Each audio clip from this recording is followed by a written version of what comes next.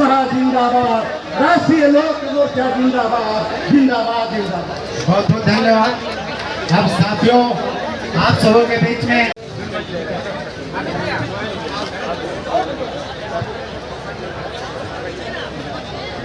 श्री मदन चौधरी प्रदेश अध्यक्ष मैं स्वयं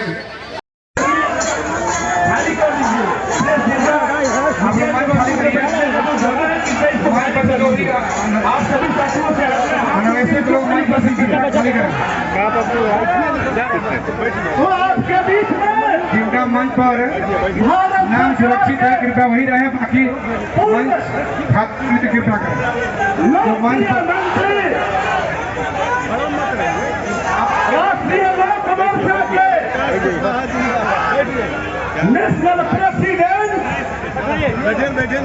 और सांसद माननीय उपेंद्र कुशवाहा जी का मंच पर नाम सुरक्षित है वही रहे, आपके बीच में आपकी अदालत में आए हुए हैं।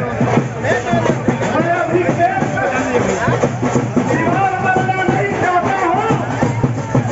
यह लड़ाई संवैधानिक लड़ाई है।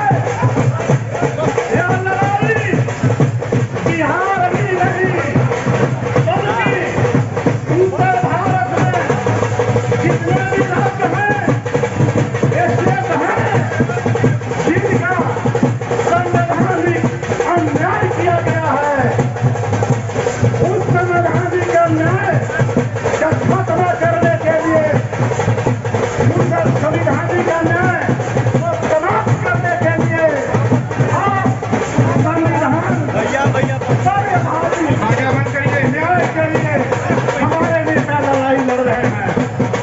आर पार बैंड बाजा बंद करिए। आर पार की लड़ाई है। बाजा बंद कीजिए, बाजा बंद कीजिए, बाजा बंद कीजिए।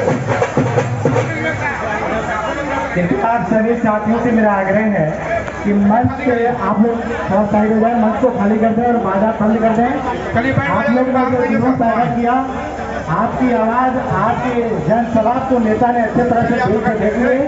आप लोग इधर शांति बना करके और बैठिए, मंच को खाली करें और वक्ताओं की बात को सुने और सुचारू रूप से मंच को चलने दें। इस मंच पर भी जो अन्य लोग हैं उन सभी लोगों से भी मेरा आग्रह है कि कृपया मंच को खाली कर दें, कृपया मंच को खाली कर दें। अन्य साथियों से भी मेरा आग्रह है कि मंच को खाली करके सुशोभित मंच बनाए रखें। काफी लोग जो है अन्य व्यक्ति खड़े हैं, सभी से मेरा विनम्र आग्रह है कि मंच को खाली कर दें, सुशोभित मंच को चलने दें। इस देश में नेता की कमी नहीं है। आप लोग ये गैलरी खाली करिए। एक आग्रह है कि मीडिया के बंधुओं को बैठने दें, जो पत्रकार जगह बनाई गई है उसको मीडिया खाली कर दें। आप सभी से बारंबार मेरा आग्रह है कि आप लोग बैठने दें, आपकी आवाज़ आपकी कहते मीडिया के बंधु जितने भी हैं उनको बैठने दें, उनको सुरक्षित स्थान दें, बताएं बढ़ने को भी स्थान दें। आप लोग अपने अनुशासन का परिचय देते हुए उन सभी को बैठाने का काम करें। साथियों, मैं कह रहा था आपके बीच में मुश्किल से 1 मिनट के लिए दीवार बनूंगा। इस देश में नेता की कमी नहीं है। इस देश में नीति की कमी नहीं है। अगर कमी है तो इस देश में नीयत की कमी है। आखिर हमारे राष्ट्रीय लोक मोर्चा के अध्यक्ष यह जो संवैधानिक अधिकार और सीमन सुधार आज ये बिहार में बल्कि अन्य राज्यों में बिंदेलाल सिंह जी प्रखंड अध्यक्ष डॉक्टर रड़िया सिंह को बढ़ाइए ना।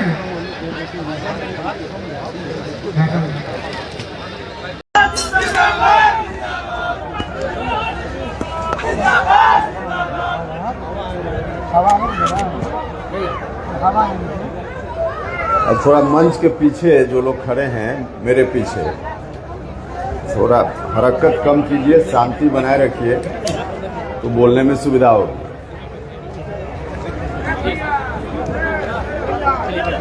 बहुत लंबा भाषण नहीं देना है, मैं समझ रहा हूँ कितनी गर्मी में लोग यहाँ खड़े हैं, उनकी परेशानी को मैं महसूस कर रहा हूँ, इसलिए बहुत लंबा भाषण देने की जरूरत भी नहीं है और देंगे भी नहीं।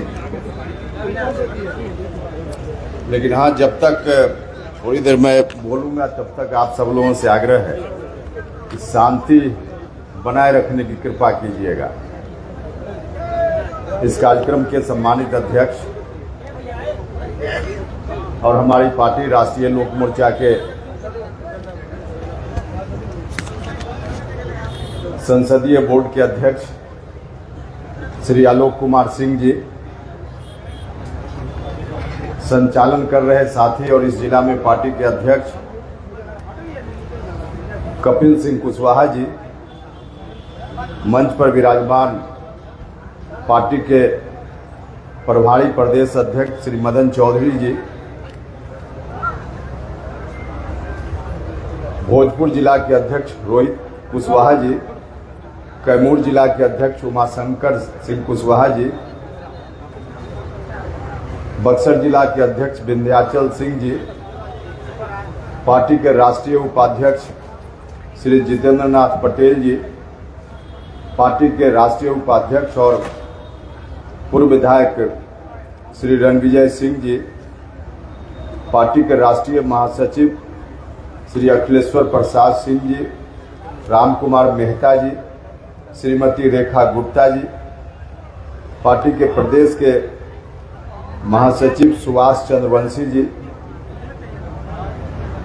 प्रदेश उपाध्यक्ष जंग बहादुर सिंह जी, प्रदेश उपाध्यक्ष आर के सिन्हा जी, प्रदेश महासचिव ब्रजेंद्र कुमार पप्पू जी, प्रदेश उपाध्यक्ष सुकुल राम जी, प्रदेश के महासचिव प्रशांत पंकज जी, प्रदेश महासचिव रिंकू सोनी जी, प्रदेश उपाध्यक्ष योगेंद्र चौहान जी, अनुसूचित जनजाति प्रकोष्ठ बिहार के अध्यक्ष संतोष गौर जी,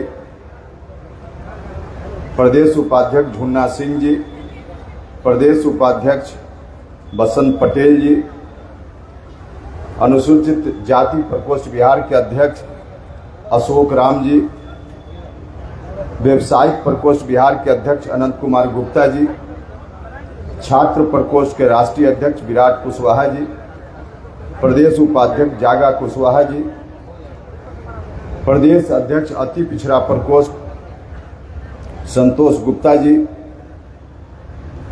प्रदेश उपाध्यक्ष महिला प्रकोष्ठ श्रीमती अंजलि कुशवाहा जी, औरंगाबाद के जिलाध्यक्ष अशोक मेहता जी, प्रदेश के महासचिव साथी पप्पू वर्मा जी, गया जिला के कार्यकारी अध्यक्ष जितेंद्र पासवान जी, कैमूर जिला के कार्यकारी अध्यक्ष राजकुमार जी, पार्टी के प्रदेश के महासचिव संजय मेहता जी,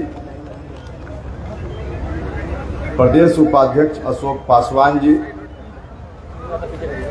साथी कक्कू खान जी, प्रदेश महासचिव रामजस कुशवाहा जी, शक्ति चंद्रवंशी जी, प्रदेश महासचिव बंटी शाही जी, प्रदेश महासचिव वीरेंद्र तिवारी जी, और भी बहुत सारे लोगों का नाम है, माफ कीजिएगा, ज़्यादा लोगों का नाम लेने में समय लगेगा, इसलिए उनसे माफ़ी मांगते हुए शेष सभी उपस्थित यहाँ नेतागण और आप सब लोग जो इस कार्यक्रम में इस चिलचिलाती धूप में इतनी बड़ी संख्या में यहाँ उपस्थित हैं, सम्मानित अभिभावकगण, भाइयों, माताएं, बहनों, मित्रों और मीडिया के बंधुओं, कार्यक्रम में जब आयोजित करने का विचार विमर्श हम सब लोग कर रहे थे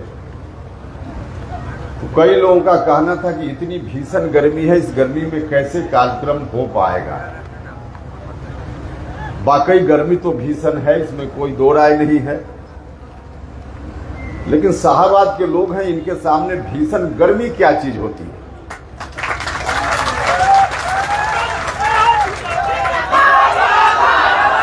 शाहबाद के लोगों की ताकत, शाहबाद लोगों की क्षमता को हमने आज नहीं बरसों पहले से देखा।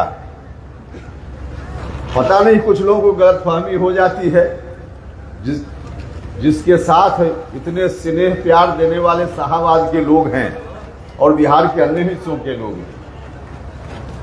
अब उस उपेंद्र कुशवाहा को कुछ लोग कदुआ का बतिया समझ लेते हैं कि उंगली दिखाएंगे और गल जाए।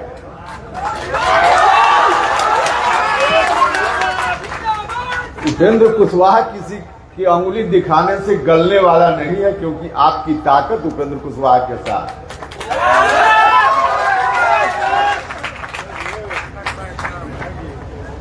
पिछला अनुभव बताता है, लेकिन हाँ, पिछले अनुभव से सबक लेकर आगे के लिए रास्ता को दुरुस्त रखना है। मुझको लगता है कि कुछ लोगों ने, जिनके अंदर गलतफहमी आ गई थी कि उपेंद्र कुशवाहा को डुबा देंगे और खुद उग जाएंगे, यह संभव नहीं है। डूबेगा तो उपेंद्र कुशवाहा भी, उगेगा तो उपेंद्र कुशवाहा भी। अच्छा, जब हम लोग एक ही नाव पर सवार हैं तो नाव डूबेगी तो अकेले उपेंद्र कुशवाहा कैसे डूबेगा? भैया आप भी डूबिएगा, हम भी डूबेंगे। हम यह नहीं कह रहे हैं कि आप डूब जाइएगा और हम नहीं डूबेंगे। भाई, उपेंद्र कुशवाहा डूबेगा तो आप भी डूबिएगा, उपेंद्र कुशवाहा उगेगा तो आप भी उगिएगा। उपेंद्र, आप अगर यह समझते हो कि डुबा दे और हम उग जाए, नहीं संभव है। एक ही नाव पर हम लोग सवार हैं ना। और कुछ लोगों को गलतफहमी हो गई थी। मैं हाथ जोड़कर प्रार्थना करना चाहता हूं कि आप लोगों को गलतफहमी नहीं रहनी चाहिए, और उन लोगों को भी कहना चाहता हूं। अब हमारे प्रधानमंत्री जी भी आने वाले हैं। हम सब लोग उनके स्वागत के लिए पल के बिछाए हुए हैं। 30 तारीख को आएंगे इसी विक्रमगंज की धरती पर। आप सब लोगों से आग्रह है कि उस कार्यक्रम में भी भारी संख्या में आइएगा हमारे प्रधानमंत्री जी का स्वागत करने। हाँ, लेकिन मैं उन लोगों से कहना चाहता हूं कि प्रधानमंत्री जी फिर आ रहे हैं कहने के लिए। लोकसभा चुनाव में भी आए थे कहने के लिए। लोकसभा चुनाव के समय प्रधानमंत्री जी की बात को भी कुछ लोगों ने नहीं माना। माननीय गृह मंत्री जी की बात को नहीं माना। भारतीय जनता पार्टी के राष्ट्रीय अध्यक्ष नड्डा साहब की बात को नहीं माना, तो नतीजा सामने है। इस बार हम कहना चाहते, प्रधानमंत्री जी कहने आ रहे हैं, सिर्फ भाषण सुनकर ताली बजाकर मत चले जाइएगा। जो प्रधानमंत्री जी कहे उसको करने का काम कीजिएगा। तो यह आग्रह है। भाइयों और मित्रों, आज विशेष रूप से इस रैली का आयोजन हुआ। आपने पहले भी देखा है, बिहार और देश की राजनीति में कई बार हमने कुछ इस तरह के मुद्दों को उठाया है, जिन मुद्दों को किसी ने टच भी नहीं किया था, ध्यान भी नहीं दिया था। उस वक्त शुरुआती दिनों में जब हम कॉलेजियम सिस्टम की बात करते थे तो बहुत सारे लोग कहते थे कि कोर्ट के खिलाफ बोल रहे हैं।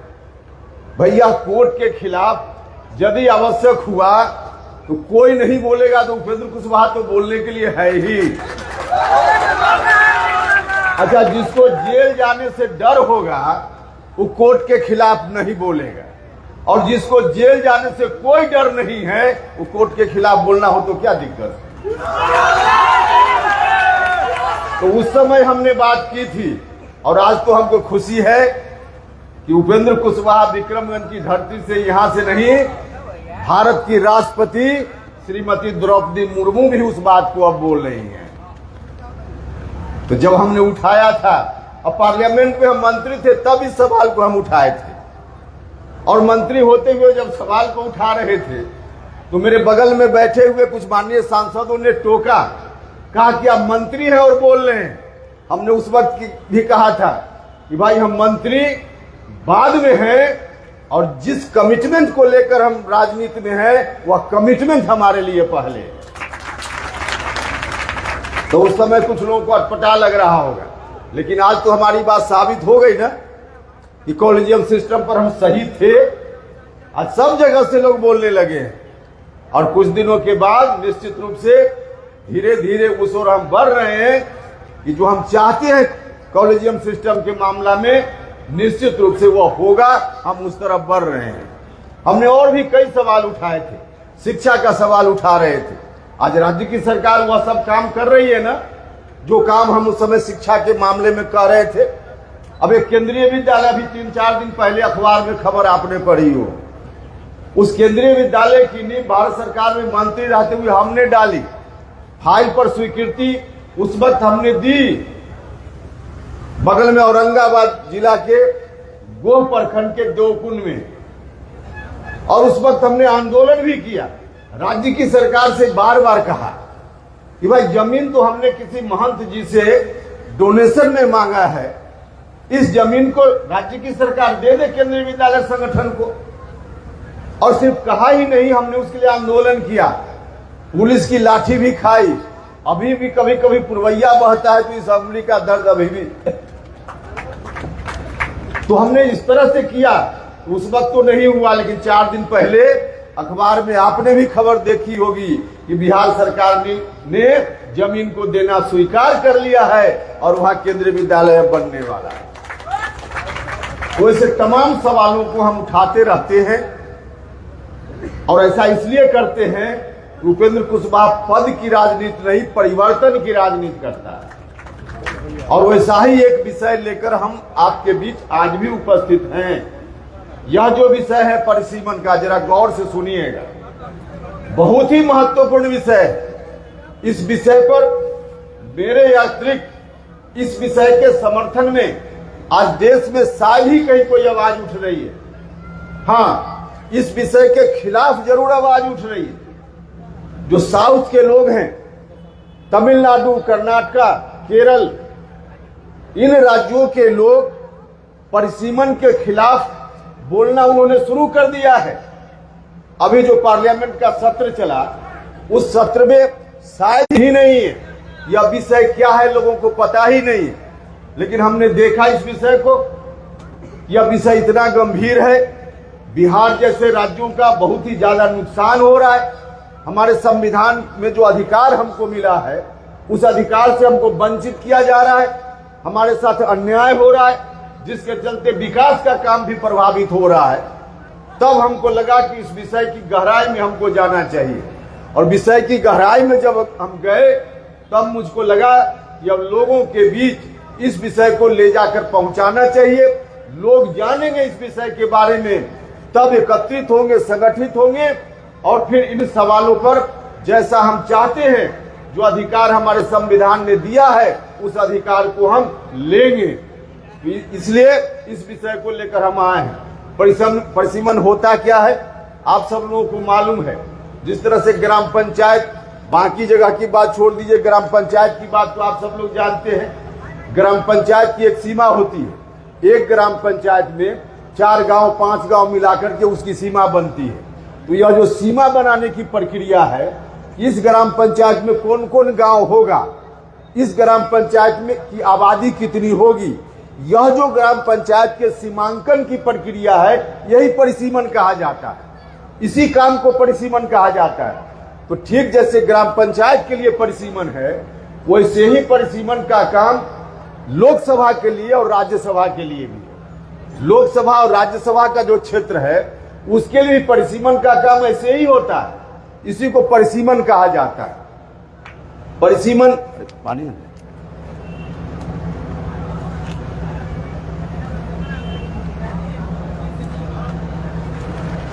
हमारे संविधान में व्यवस्था की गई। जिस समय संविधान लागू हुआ था, आजादी के समय, उस वक्त पहला चुनाव 1952 में होने वाला था। उस चुनाव के पहले परिसीमन हुआ देश में 51 में, 51 की जनसंख्या के आधार पे उस समय परिसीमन हुआ। और उस परिसीमन में 51 में लोकसभा क्षेत्र की संख्या अभी देश में 543 है। उस वक्त 543 नहीं थी, उस वक्त 494 लोकसभा के क्षेत्र थे। परिसीमन किया गया देश भर में, तो 494 लोकसभा क्षेत्रों की संख्या उस समय हुई। बाद में 61 में फिर से परिसीमन हुआ, 522 लोकसभा क्षेत्रों की संख्या हुई। उसके बाद 1971 की जनगणना के आधार पर परिसीमन हुआ, तो 543 लोकसभा क्षेत्रों की संख्या हुई।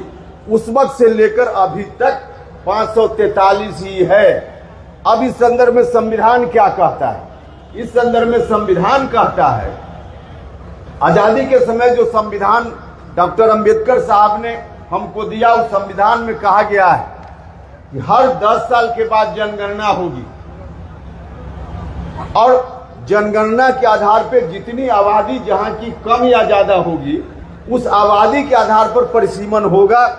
मतलब क्षेत्र की संख्या निर्धारित होगी और उसके हिसाब से यदि क्षेत्र की संख्या बढ़ती है तो बढ़ाने का काम होगा, घटती है तो घटाने का काम होगा। लेकिन पहला परिसीमन तो हो गया उसके आधार पे, दूसरा परिसीमन हो गया, तीसरा परिसीमन हो गया 71 में, उसके बाद 76 में जब इमरजेंसी का दौर आया, जब आपातकाल का दौर आया, उस समय संविधान में संशोधन कर दिया गया और उस संशोधन के आधार पे कर दिया गया कि अब आगे परिसीमन नहीं होगा, 25 साल तक आगे परिसीमन नहीं होगा। उस समय आपातकाल के दौर में संशोधन किया गया संविधान में, 25 साल नहीं होगा, मतलब 1976 से लेकर अगला 25 साल 2001 में जब फिर परिसीमन का काम हो सकता था, अगले 25 साल के लिए फिर संविधान में व्यवस्था कर दी गई कि अगला 25 साल फिर नहीं होगा। मतलब 2001 से 25 साल, अब यही 2026 में वह 25 साल पूरा होने वाला है। और 2026 में परिसीमन अगर फिर से कोई नया निर्णय भारत की सरकार ने नहीं लिया तो 2026 में परिसीमन का काम होगा।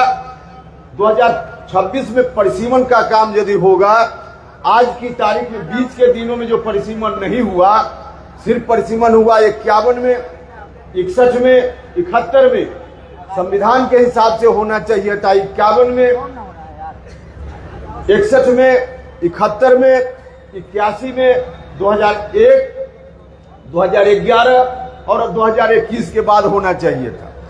हाँ, बीच में एक बार परिसीमन हुआ 2001 के बाद, लेकिन उस परिसीमन में सिर्फ जनसंख्या को इधर से इधर किया गया।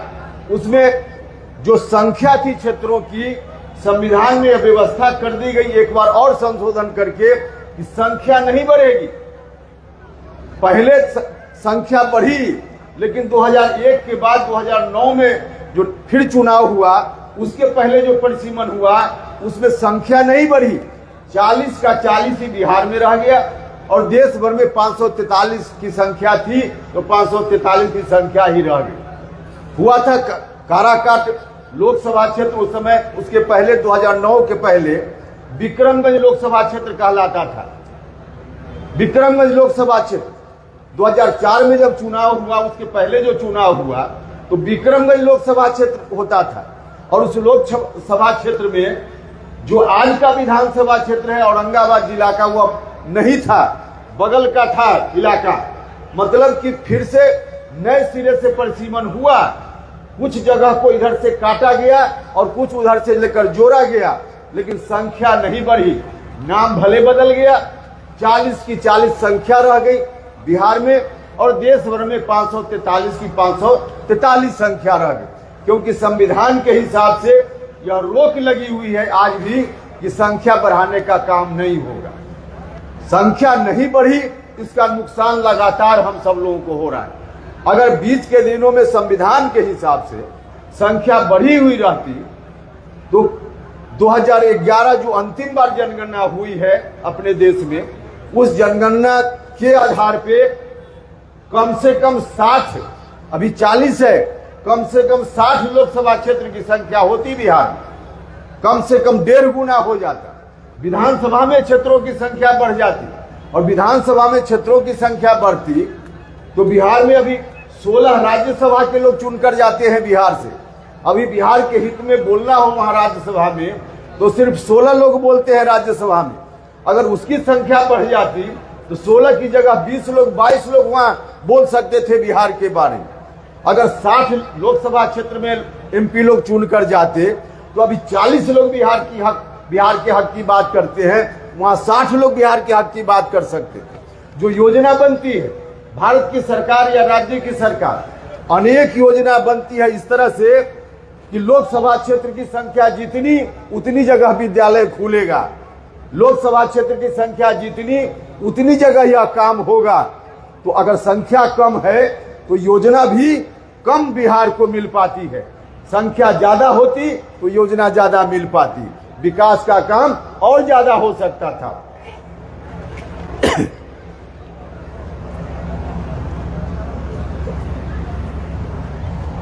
तो परिसीमन नहीं होने से कितना बड़ा नुकसान हो रहा है। और परिसीमन की बात हम कर रहे हैं तो किसी से हम कृपा करने का आग्रह नहीं कर रहे हैं। जो संविधान ने हमको अधिकार दिया है उस अधिकार की हम बात कर रहे हैं।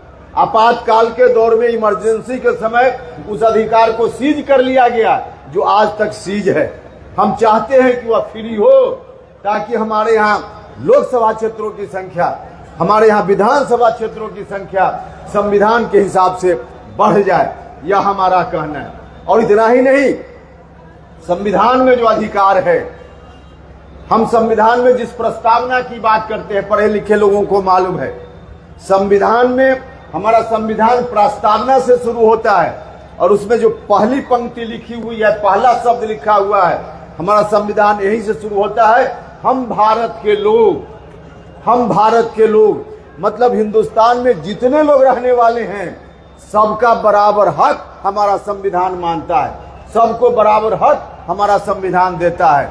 और उसके आधार पे एक व्यक्ति, चाहे वो कर्नाटक में रहने वाला हो, गुजरात में रहने वाला हो, बिहार में रहने वाला हो, मिजोरम में रहने वाला हो, कहीं रहने वाला हो हिंदुस्तान में, एक व्यक्ति को एक वोट देने का अधिकार है। एक वोट देने का अधिकार है।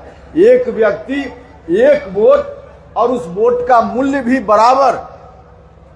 कोई राजस्थान का व्यक्ति वोट गिराए, बिहार का व्यक्ति वोट गिराए, दोनों का मूल्य बराबर, दोनों का मूल्य बराबर। हमारा संविधान यही व्यवस्था करता है।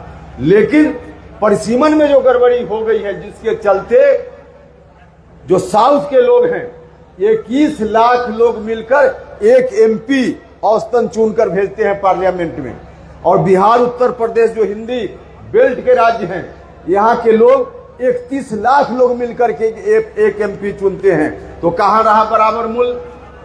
वहां का 21 लाख लोग, 21 लाख, और हमारे यहाँ का 31 लाख बराबर हो गया। तो 1.5 गुना का अंतर है, जबकि होना चाहिए था बराबर। उनका भी एक वोट, हमारा भी एक वोट मिलकर बराबर होना चाहिए था। और संविधान ने व्यवस्था की, परिसीमन समय समय पर होता तो यह काम हो सकता था, लेकिन नहीं हो रहा है। और इसका नुकसान बिहार जैसे राज्यों को हो रहा है। हमने कहा कि अभी इसके समर्थन में लोग नहीं बोल रहे हैं, क्योंकि पता ही नहीं है लोगों को। 50 साल पहले की बात है, लेकिन साउथ के लोगों ने बोलना शुरू कर दिया है। विरोध में जिनको बोलना है उन्होंने बोलना शुरू कर दिया है। उनकी कोशिश है कि हम विरोध में बोल करके और फिर से भारत की सरकार को बाध्य करें कि पहले से जैसे परिसीमन रुका हुआ है, आगे भी परिसीमन रुका रहे। अब आज की तारीख में जो लोग विरोध में बोल रहे हैं, अगर हम लोग भी चुप रह गए तो विरोध में बोलने वाले लोग संभव है कि सफल हो जाएं, और जो अन्याय हमारे साथ हो रहा है वो अन्याय आगे भी जारी रह सकता है अगर हम लोग चुप रह जाएं। इसलिए हम आपसे कहने आए हैं कि चुप रहने का समय नहीं। चुप रह जाएंगे तो अन्याय फिर आगे हो जाएगा, विकास के मामला में हम फिर पीछे हो जाएंगे। साउथ के लोग जो तर्क दे रहे हैं वह भी जरा सुनिए, वहां के लोग क्या तर्क दे रहे हैं, क्यों परिसीमन आगे फिर रुका रहे।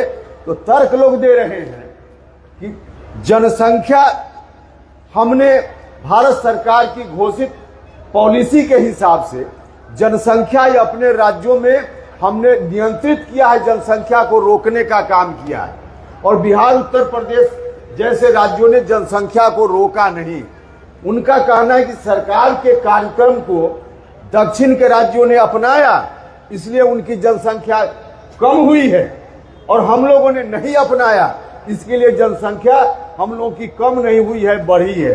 अब इस संदर्भ में 2 बात ध्यान रखने की है। एक कि उनका कहना है कि जनसंख्या हमारी कम हुई है दक्षिण के राज्यों की।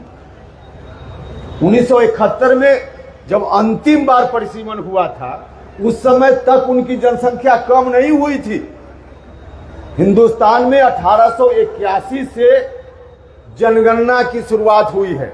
1881 से लेकर आजादी के समय तक लगभग 150 साल में उन राज्यों की जनसंख्या बहुत तेजी से आगे बढ़ी, बहुत तेजी से आगे बढ़ी।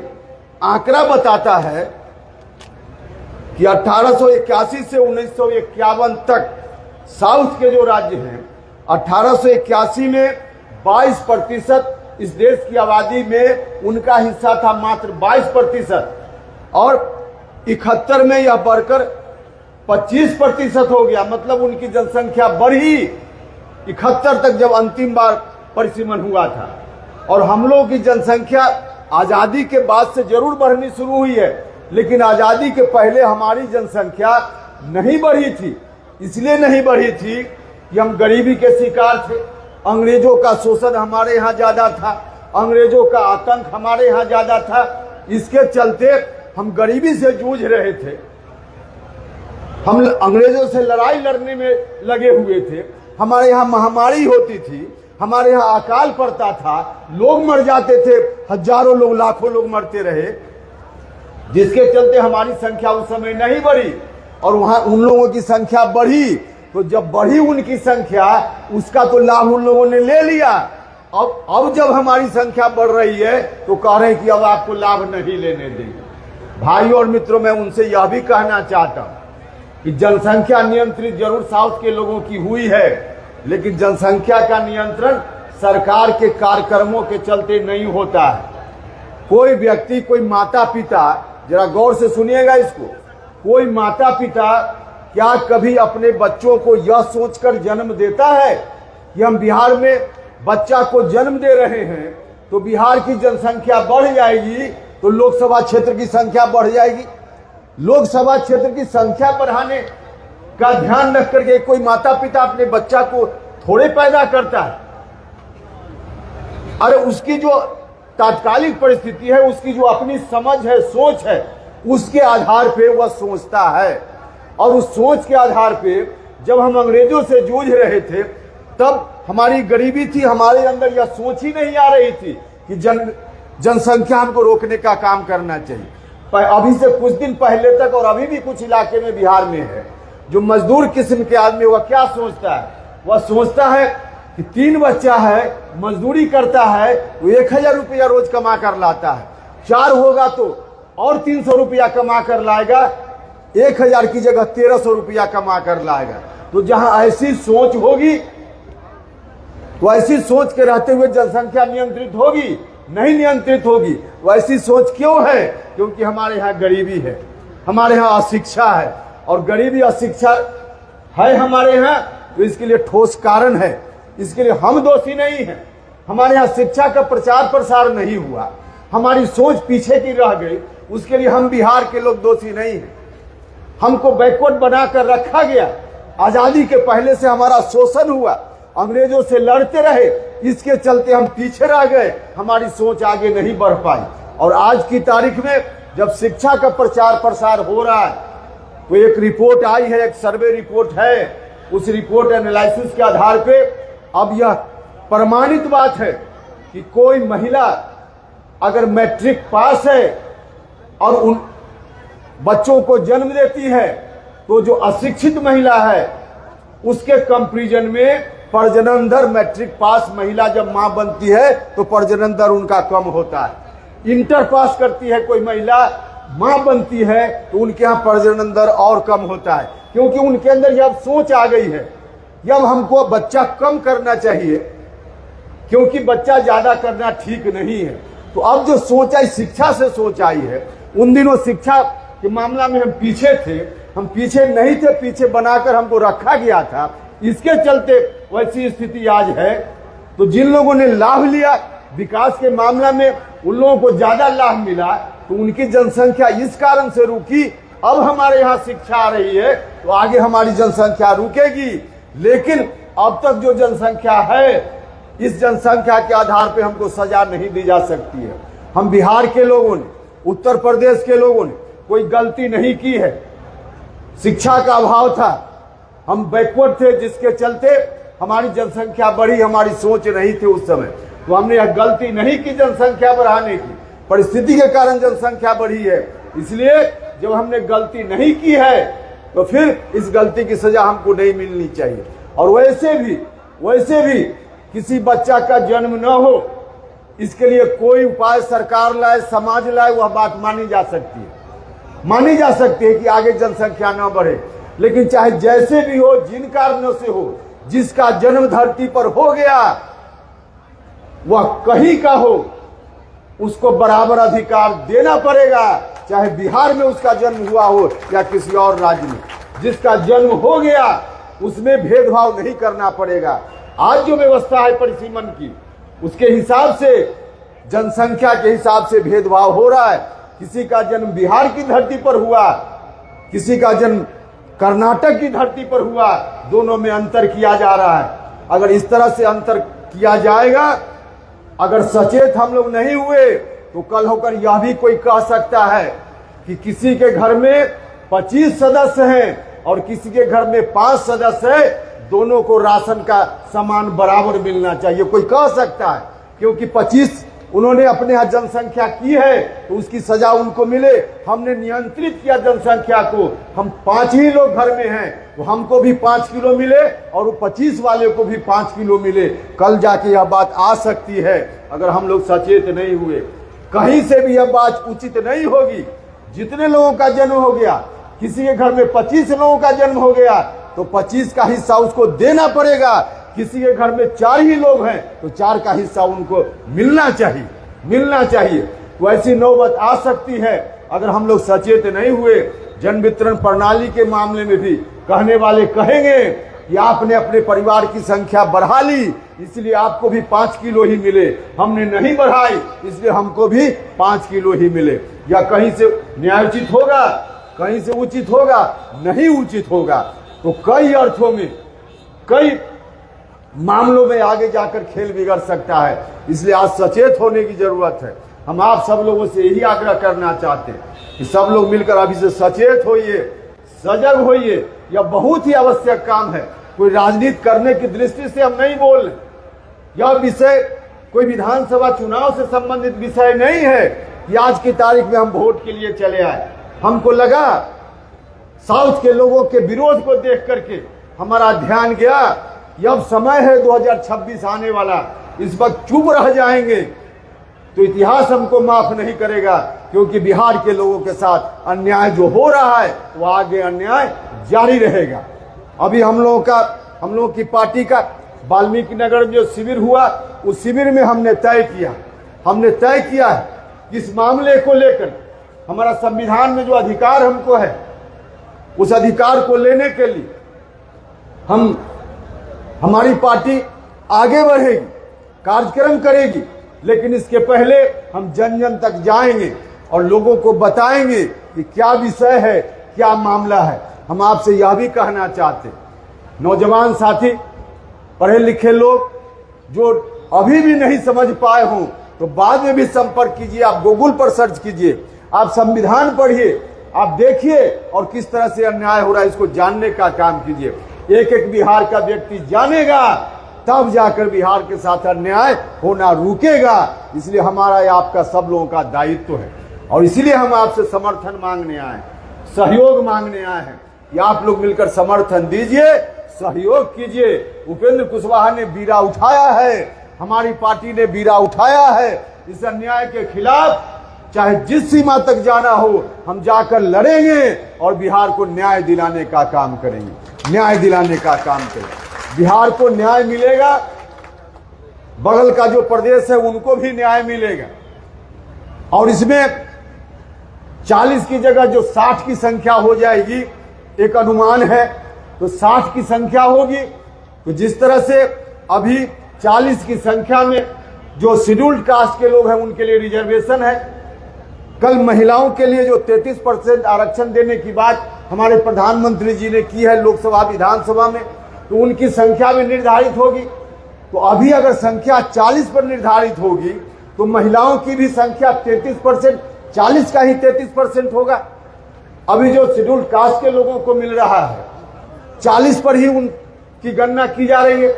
60 यदि हो जाएगी तो अनुसूचित जाति के लिए जो रिजर्व क्षेत्र है, जैसे सासाराम बगल में रिजर्व है, तो रिजर्व क्षेत्र बिहार में जितनी है उनकी संख्या भी बढ़ जाएगी, शेड्यूल्ड कास्ट के लोगों की संख्या भी बढ़ जाएगी, और महिलाओं के लिए जो निर्धारित होने वाली संख्या है उसकी संख्या भी बढ़ जाएगी। तो महिलाओं के साथ भी अन्याय होगा अगर हम लोगों ने नहीं आगे बढ़कर इसका विरोध करने का काम किया। जो अनुसूचित जाति के लोग हैं और देश भर में अनुसूचित जनजाति के लोग हैं, उनका भी बहुत बड़ा नुकसान हो जाएगा। इसलिए आप सब लोगों से आग्रह है कि सब लोग मिलकर अभी से सजग होइए, चीजों को जानिए, और उसके आधार पे हम सब लोग मिलकर के इस लड़ाई को आगे बढ़ाने का काम करेंगे। तो अंत में मैं थोड़ी बात और करूंगा, लेकिन उसके पहले मैं जरा आप सब लोगों से जानना चाहता हूं, इस विषय पर आंदोलन में सब लोग साथ दीजिएगा ना? हाथ उठाकर जरा बताइए, सब लोग साथ दीजिएगा ना? तो चलिए इसके साथ हम एक जानकारी हम आपको देना चाहते हैं कि हमारे इस अभियान का और जो आपका सहयोग हो रहा है, इसका परिणाम इतना अच्छा हो रहा है कि आज यह जो परिसीमन वाला मामला है, आज ट्विटर पर नंबर 2 पर, क्योंकि नंबर 1 पर प्रधानमंत्री जी के मन की बात है, तो नंबर 2 पर ट्विटर पर परिसीमन हमारा ट्रेंड कर रहा है। यह परिसीमन का जो विषय है नंबर 2 पर ट्रेंड कर रहा है, ट्विटर एक्स अकाउंट पर ट्रेंड कर रहा है। तो देश भर में यह मैसेज अब जा रहा है, देश भर में मैसेज जा रहा है। तो आप लोग भी जो सोशल मीडिया चलाने वाले लोग हैं, नौजवान लोग, आप लोग भी इस विषय को आगे बढ़ाइए, ताकि कर्नाटका के लोग, तमिलनाडु के लोग जो हमारे विरोध में खड़े हैं, उनको भी इस बात का पता चल जाए कि बिहार के लोग अब मानने वाले नहीं हैं, मानने वाले नहीं। तो सोशल मीडिया में भी इसको आगे बढ़ाइए। अंत में कुछ लोग पार्टी ज्वाइन करेंगे, लेकिन उसके पहले जब आप सब लोगों ने समर्थन किया है, इस बात के लिए मैं हृदय से आपका धन्यवाद करता हूं। और आप सब लोग इतनी बड़ी संख्या में यहाँ आए हैं, इसके लिए बहुत बहुत बहुत हृदय से आभार प्रकट करता हूं। और जिन साथियों ने मिलकर इस कार्यक्रम का आयोजन किया, इनके प्रति भी आभार प्रकट करता हूं। और अंत में आपसे एक आग्रह करता हूं कि परिसीमन का समर्थन आपने किया है, तो परिसीमन के समर्थन में हम नारा लगाएंगे, आप सब लोग भी उस नारा में साथ दीजिएगा। हम कहेंगे संवैधानिक अधिकार, आप लोग कहिएगा परिसीमन सुधार। हम कहेंगे संवैधानिक अधिकार, तो आप लोग जरा हाथ उठाकर कहिएगा परिसीमन सुधार। बोलिएगा संवैधानिक अधिकार, संवैधानिक अधिकार, संवैधानिक अधिकार। चलिए ठीक है, तो कुछ लोग ज्वाइन करेंगे, उनको ज्वाइन करवा लेते हैं। पंचायत के प्रतिनिधि लोग हैं, और आप सब लोग जो यहाँ बैठे हैं, बहुत सारे लोग तो वहाँ पेड़ के नीचे हैं। सब लोगों से यह भी आग्रह है कि 30 तारीख को हमारे प्रधानमंत्री जी के भाषण को सुनने के लिए, उनके स्वागत के लिए, उनके आदर के लिए जरूर आप सब लोग वहाँ निश्चित रूप से आइएगा, और साथी को भी और लोगों को भी लेकर वहाँ आइएगा। तो चलिए इन्हीं शब्दों के साथ अब नाम पुकारिए। बहुत धन्यवाद।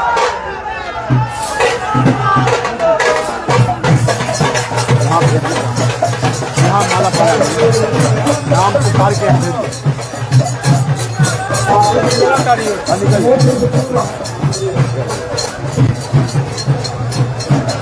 और